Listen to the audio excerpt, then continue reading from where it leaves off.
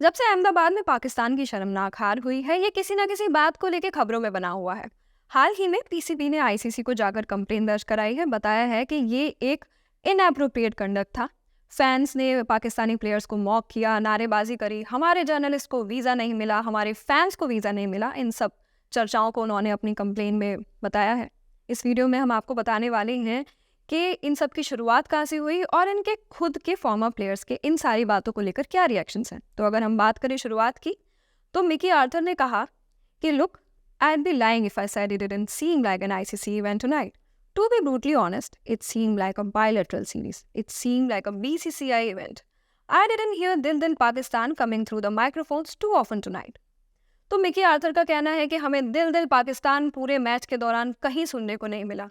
तो कपिल, हमें बताइए कि किसी की स्ट्रेटेजी या किसी के गेम प्ले पे किसी सॉन्ग से या किसी गाने से क्या ही फर्क पड़ता है।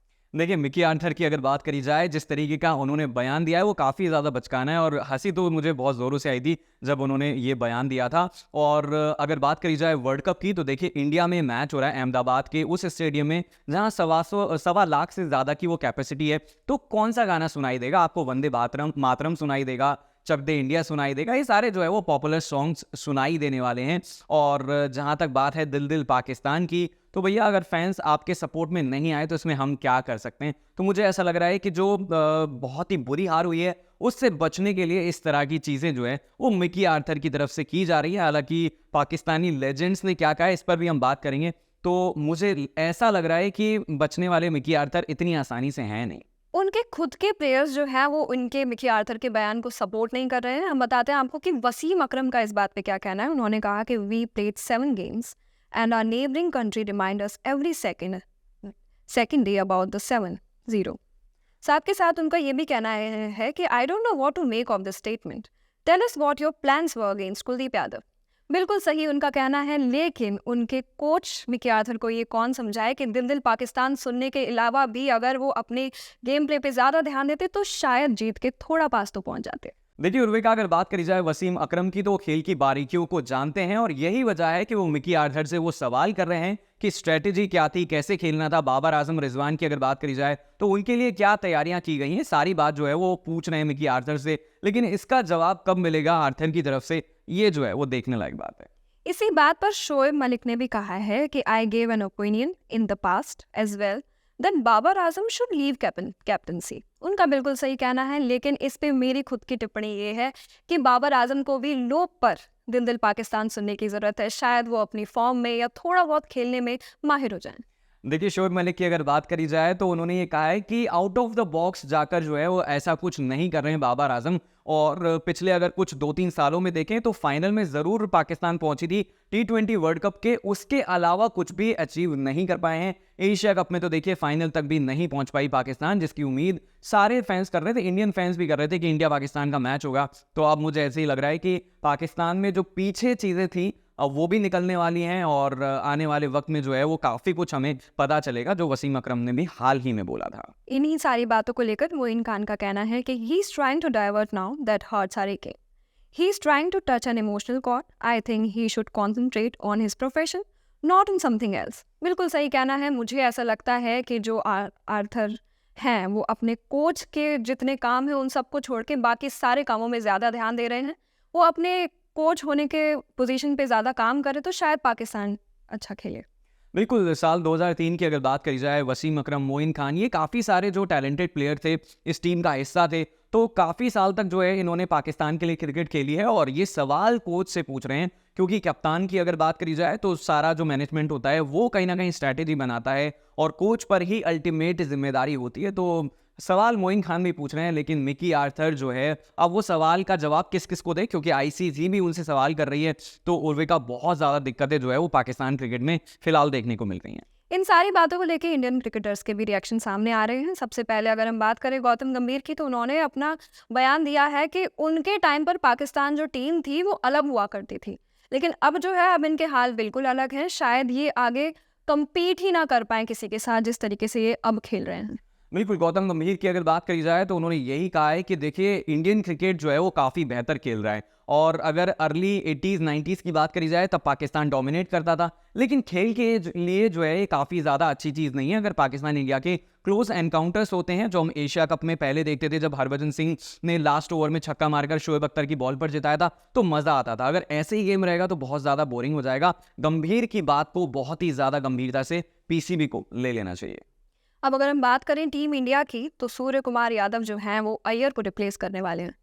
बिल्कुल, सूर्य कुमार यादव की अगर बात करी जाए तो अय्यर को रिप्लेस कर सकते हैं, और ऐसा एमएसके प्रसाद का कहना है, क्योंकि बांग्लादेश के खिलाफ अगर देखें तो टीम इंडिया में हम हो सकता है कि एक दो बदलाव देखें। श्रेयस अय्यर की अगर बात करी जाए तो पिछले मैच में हालांकि उन्होंने अच्छी खासी पारी खेली थी, लेकिन ये भी कहीं ना कहीं देखने वाली बात होगी कि कई प्लेयर ऐसे हैं जिन्हें अगर अभी चांस नहीं दिया गया तो आगे बड़े बड़े मैच आने तो पता चल जाएगा कि कौन किस फॉर्म में है। तो अगर बात करी जाए सूर्य कुमार यादव की, तो श्रेयस अय्यर को रिप्लेस कर सकते हैं। शार्दुल ठाकुर की अगर बात करी जाए, बहुत ज़्यादा अच्छा परफॉर्मेंस उनका नहीं रहा है, तो मोहम्मद शमी उन्हें रिप्लेस करते हुए नजर आ सकते हैं। तो उर्विका, ये जो एक दो चेंजेस हैं ये हो सकते हैं। अब बात करते हैं सोशल मीडिया की, तो साउथ अफ्रीका जो हारा है नीदरलैंड से, उसके बाद पूरा social media memes and joke से भर चुका है। फैंस का कहना है फ्लावर नहीं फायर है मैं। बिल्कुल, सोशल मीडिया की अगर बात करी जाए तो देखिए जिस तरीके से दिल पाकिस्तान को लेकर चर्चा हो रही है, हम काफ़ी बात कर चुके हैं, तो ऐसा ही कहना है फैंस का कि वाका वाका it's time for south Africa नहीं बजा, इसीलिए जो है वो नीदरलैंड्स के खिलाफ परफॉर्मेंस साउथ अफ्रीका ने नहीं दी है।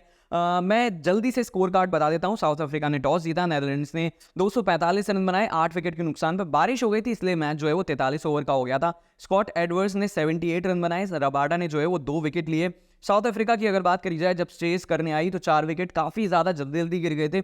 डेविड मिलर ने 43 रन बनाए। केशव महाराज की अगर बात करी जाए, स्पिनर हैं, लोअर डाउन द ऑर्डर आते हैं, फिर भी 40 रन इन्होंने बनाए। तो इस हिसाब से 38 रन से नीदरलैंड्स ये मैच जीत गया है, और स्कॉट एडवर्ड्स को मैन ऑफ द मैच मिला। खास बात ये थी कि रूलोफ वैंडरमर्व जो खेलते थे साउथ अफ्रीका से, वो नीदरलैंड्स से खेल रहे थे अपनी ही टीम के खिलाफ। परफॉर्मेंस बहुत ही शानदार रही है। अब आ जाते हैं किंग कोहली पे, जो मेरा पर्सनल फेवरेट है। हमें इनके परफॉर्मेंस के बारे में, इनकी तैयारी के बारे में कुछ बताइए कपिल। देखिए, विराट कोहली की अगर बात करी जाए तो हम सब जानते हैं उन्हें किंग कोहली कहा जाता है, और ये किंग कोहली की जो उन्हें नाम दिया गया है वो सब यूज़ करते हैं। लेकिन फटाफट मैं आपको बता दूं कि एक मैच खेला गया था ऑस्ट्रेलिया के खिलाफ जिसमें उन्होंने 85 रन्स की पारी खेली थी, और अगर हम आगे देखें तो 55 रन उन्होंने इसी मैदान में अफगानिस्तान के खिलाफ बनाए थे। पाकिस्तान की अगर बात करी जाए तो एक मैच बहुत टाइम पहले खेला गया था जिसमें उन्होंने सिर्फ 16 रन बनाए थे, लेकिन अगर टोटल ओवरऑल उनके रिकॉर्ड की बात करी जाए तो 448 रन उन्होंने बनाए पुणे के इस मैदान के अंदर। 64 का एवरेज है। तो मुझे लग रहा है कि बांग्लादेश के खिलाफ जिस 48 सेंचुरी का वो इंतजार कर रहे हैं, 48वें शतक का इंतजार कर रहे हैं, वो उर्विका आने वाला है। इंडियन टीम को लेकर रिकी पॉन्टिंग का कहना है कि जब तक इंडिया जीत रही है अच्छी बात है, लेकिन जैसे ही एक मैच हारती है इंडियन टीम पर प्रेशर बनेगा।